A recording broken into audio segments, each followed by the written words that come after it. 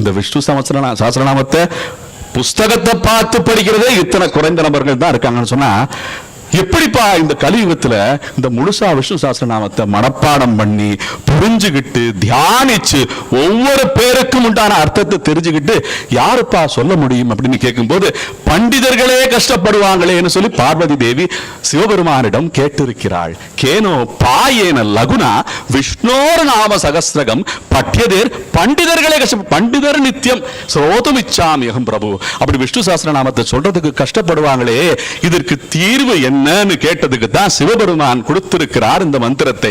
ஸ்ரீராம ராம ராமேதி ரமேமா ராமே மனோரமே சகஸ்ரநாம தத்துல்யம் ராமநாம வரானனேன்னு இந்த வரத்தை கொடுத்திருக்கிறார் பார்வதி தேவிக்கு. யாருன்னா சிவபெருமான் கொடுத்திருக்கிறார். அப்படின்னு சொல்லும்போது இந்த ராம பிரபாவம், ராமனுடைய அவதாரமே நிகழல, இந்த ராம என்ற பேருக்கே